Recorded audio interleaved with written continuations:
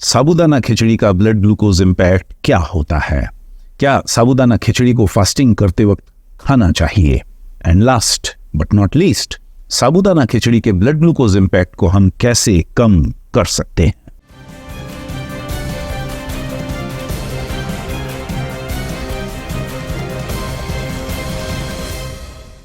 Hello and welcome to nourishing Kaka. अब इतिहास के पन्ने हमें बताते हैं कि सेकंड वर्ल्ड वॉर यानी द्वितीय विश्व युद्ध के दौरान जब जापान की सेना ने सिंगापुर पर कब्जा कर लिया तो सिंगापुर की फूड सप्लाई में बाधाएं उत्पन्न हो गईं। सिंगापुर, जैसा कि आप जानते हैं, एक बहुत ही छोटा द्वीप है या आइलैंड है और इसके चलते वहां पर कुछ ज्यादा खेती नहीं होती और सिंगापुर के लोग जनरली अपने फूड प्रोडक्ट्स दूसरे देशों से इंपोर्ट करते आए हैं। लेकिन इस जापानीज अटैक के बाद बाहर से आने वाली फूड सप्लाई अचानक बंद हो गई। फूड स्टफ के इंपोर्ट्स पर रोक लग गई और जो थोड़ी बहुत सप्लाई आती भी थी उस पर जापानीज सेना कब्जा कर लेती थी। और इन सब बातों का मिला जुला असर ये था कि सिंगापुर के लोगों के पास खाने पीने के लिए कुछ खास फूड प्रोडक्ट्स नहीं बचे थे और इसी मजबूरी में सिंगापुर के लोगों को लगा कि अब इस भुखमरी की समस्या से बचने का सिर्फ एक ही तरीका है और वो है खुद खेती करना। लेकिन जैसा कि मैंने पहले कहा कि सिंगापुर के अधिकतर लोगों ने कभी खेती की नहीं थी और इसलिए उन्हें खेती के बारे में कोई विशेष जानकारी भी नहीं थी। लेकिन फिर भी उन्होंने कोशिश की, जैसे कि हिंदी में कहावत है, मरता क्या न करता, और उनके पास जो भी थोड़ी बहुत ज़मीन थी वहाँ उन्होंने खेती शुरू कर दी। स्कूल्स में जो फुटबॉल के प्लेग्राउंड थे उनको भी खोद कर खेतों में बदल दिया गया और यहाँ तक कि स्कूल के विद्यार्थियों को, स्टूडेंट्स को खेती के काम में बड़ों का हाथ बटाने के लिए भी कहा गया। और इस समस्या के दौरान टेपियोका एक लाइफ सेवर के रूप में सिंगापुर में उभरा।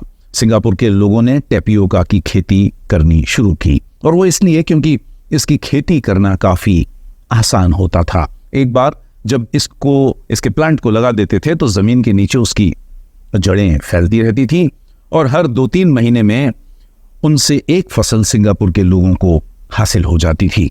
टेपियोका में एक और खासियत थी और वो ये कि वो ऐसी जगहों पर भी पैदा हो सकता था जहाँ पर ज़मीन में कुछ खास न्यूट्रिएंट्स नहीं होते थे और सिंगापुर की ज़मीन के साथ भी यही परेशानी थी। उनके पास कोई फर्टिलाइजर्स भी नहीं थे और उनके पास कोई पशुधन या लाइफ स्टॉक भी नहीं था जिससे कि वे कंपोस्ट पैदा कर सकते।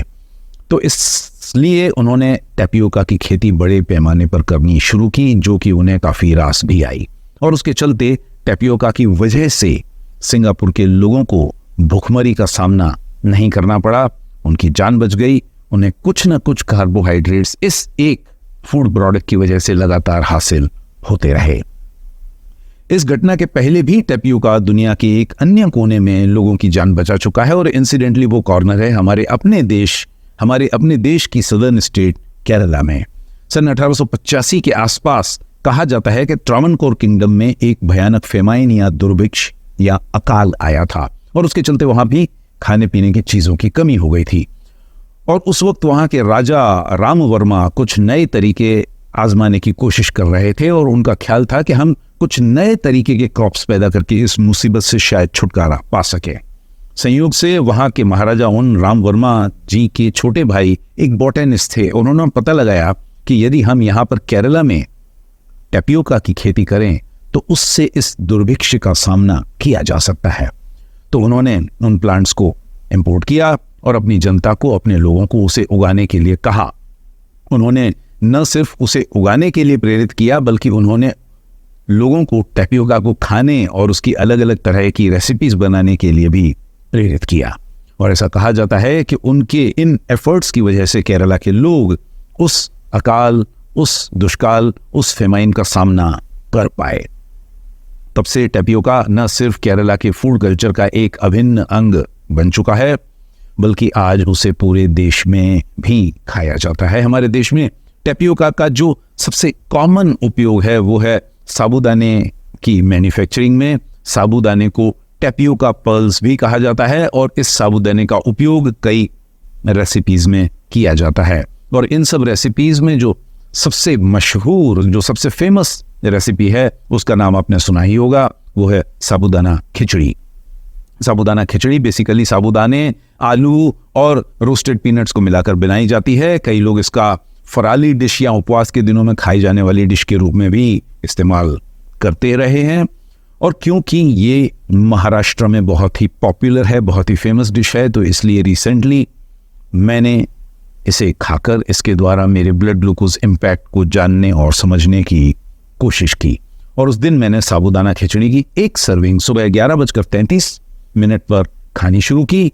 और उस साबूदाना खिचड़ी की एक सर्विंग का वजन था 234 ग्राम और उस वक्त मेरा बेसलाइन ब्लड ग्लूकोज था 62 या 62। और लगभग 70 मिनट के बाद 12:41 पर जो मैंने highest blood glucose reading note की, तो वो थी 158 या 158।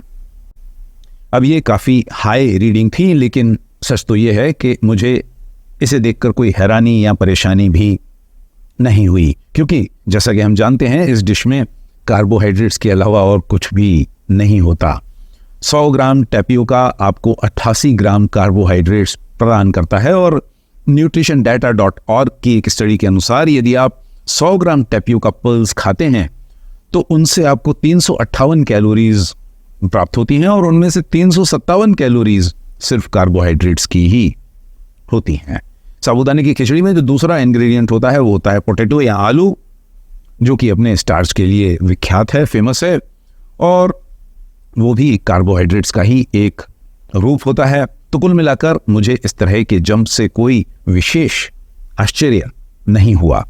और यही बात ध्यान देने की है, भले ही साबूदाना खिचड़ी में मैदे जैसी चीज़ों का इस्तेमाल नहीं किया जाता, भले ही इसमें डायरेक्टली शक्कर या गुड़ या हनी नहीं डाली जाती, लेकिन उसके बावजूद भी इसका प्रभाव आपके ब्लड ग्लूकोज लेवल पर खतरनाक ही होता है। और वो इसलिए क्योंकि टेक्निकली स्पीकिंग व्हीट स्टार्च या कॉर्न स्टार्च या टैपियोका स्टार्च में कोई फर्क नहीं है। आपकी बॉडी इन सब स्टार्च क्वालिटीज को, वेराइटीज को एक ही नजर से देखती है। New York times best selling book wheat बेली के लेखक विलियम डेविस का कहना है कि वो चाहे कॉर्न स्टार्च हो या राइस स्टार्च या पोटैटो स्टार्च या टैपियोका स्टार्च, इनसे बनाए गए फूड प्रोडक्ट्स इनफैक्ट गेहूं के रिफाइंड व्हीट फ्लावर से बने हुए फूड प्रोडक्ट्स से भी ज्यादा खतरनाक हो सकते हैं और वे आपकी ब्लड ग्लूकोज लेवल पर रिफाइंड कार्बोहाइड्रेट्स जैसा ही प्रभाव डालते हैं। अक्सर हमारे देश में कई जंक फूड मैन्युफैक्चरर्स भी हेल्थ कॉन्शियस कस्टमर्स को मिसलीड करने के लिए अपने स्नैक्स या बेकरी प्रोडक्ट्स या जंक फूड में टैपियोका स्टार्च का उपयोग करके उस फूड प्रोडक्ट पर ग्लूटेन फ्री का थप्पा मार देते हैं, जिसके चलते कई कस्टमर्स उस फूड प्रोडक्ट को हेल्दी फूड प्रोडक्ट मान बैठते हैं। लेकिन जैसा कि आप समझ सकते हैं, जहां तक ब्लड ग्लूकोज में जंप का सवाल है, ग्लूटेन फ्री फूड प्रोडक्ट्स भी ग्लूटेनस फूड प्रोडक्ट्स जितने ही खतरनाक होते हैं। वही विलियम डेविस, जिनका जिक्र मैंने अभी भी किया, उनका कहना है कि इस तरह के स्टार्च ग्लूटेन फ्री हो सकते हैं, लेकिन फिर भी उनका ग्लूकोज इंसुलिन रिस्पॉन्स कार्बोहाइड्रेट्स या रिफाइंड कार्बोहाइड्रेट्स जैसा ही होता है और उनकी वजह से आपका वजन भी नो डाउट बढ़ सकता है। They may be gluten free foods and they may not trigger the immune or neurological response of wheat gluten, yet they still trigger the glucose insulin response, that response that causes you to gain weight. And that is why, remember that foods made with cornstarch, rice starch, potato starch are amongst the few foods that increase the blood sugar even more than wheat products. अब यदि आप Google पर search करेंगे तो आप पाएंगे कि साबूदाना खिचड़ी का हमारे देश में काफ़ी सम्मान किया जाता है। करोड़ों लोग इसे उपवास के दौरान खाते हैं। करोड़ों लोग ये समझते हैं कि इसमें बहुत ज़्यादा न्यूट्रिशन है और कई लोग तो समझते हैं कि ये एक मेडिसिन ही है।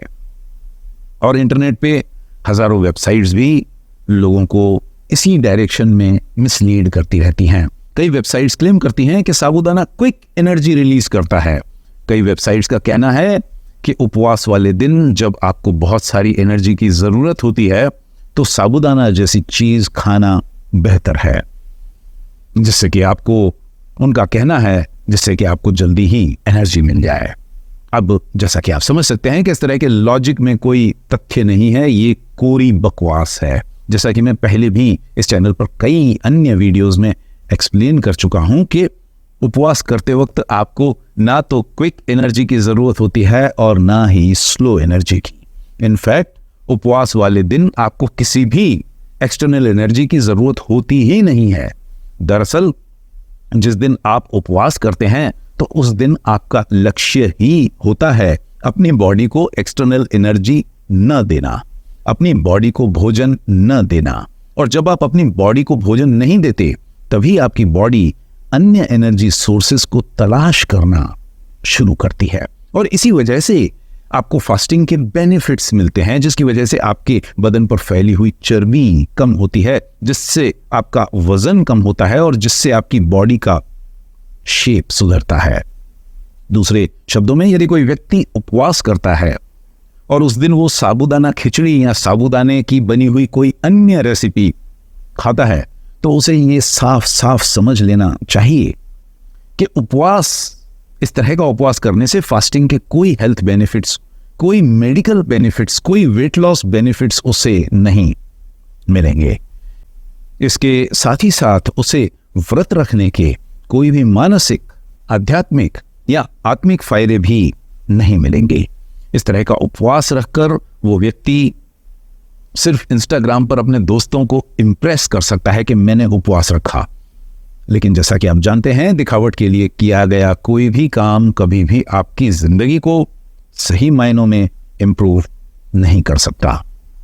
जहां तक मेरा अपना सवाल है, मुझे साबूदाना खिचड़ी की रेसिपी पसंद है, लेकिन एट द सेम टाइम मैं जानता हूं कि इसमें हाईली रिफाइंड कार्बोहाइड्रेट्स के अलावा और कुछ नहीं है, और उस हिसाब से साबूदाना खिचड़ी में या वड़ा पाव में या कचौड़ी या रसगुल्ला या छोले भटूरे या समोसे या पानी पूरी में कोई विशेष फर्क नहीं है। इस बात का सबूत आपको मेरे ब्लड ग्लूकोज मेजरमेंट से ऑलरेडी मिल ही चुका है, और इसीलिए मैं इस डिश को कभी भी किसी भी हालत में अपने उपवास वाले दिन पर तो खाना नहीं ही चाहूँगा, क्योंकि इस तरह की डिश को खाने के बाद उपवास रखने का बेसिकली कोई मतलब ही नहीं रहता। मैं जब भी उपवास रखता हूँ तो मैं मेडिकल बेनिफिट्स के लिए रखता हूँ, रंग बिरंगे फूड प्रोडक्ट्स खाने के लिए नहीं रखता। अब क्योंकि हमारे देश में करोड़ों लोग साबूदाना की रेसिपी को उपवास वाले दिन खाते हैं, तो ये हो सकता है कि आप में से कुछ लोगों को मेरी ये बातें पसंद ना आए, और इसीलिए मैं यहाँ ये साफ कर देना चाहता हूँ कि यहाँ मेरा उद्देश्य किसी व्यक्ति विशेष की भावनाओं को चोट पहुँचाने का नहीं है, बल्कि इस फूड प्रोडक्ट से जुड़े हुए सही साइंटिफिक नॉलेज को आपके सामने रखने का है। मेरा लक्ष्य सिर्फ ये है कि यदि आप उपवास करते हैं तो आपकी उपवास की मेहनत बेकार नहीं जानी चाहिए, और आपको उस उपवास की वजह से अपनी बॉडी को डिटॉक्सिफाई करने के बेनिफिट्स हासिल होने चाहिए, और आपको अपने उपवास करने के शारीरिक, मानसिक, आध्यात्मिक और आत्मिक फायदे नसीब होने चाहिए।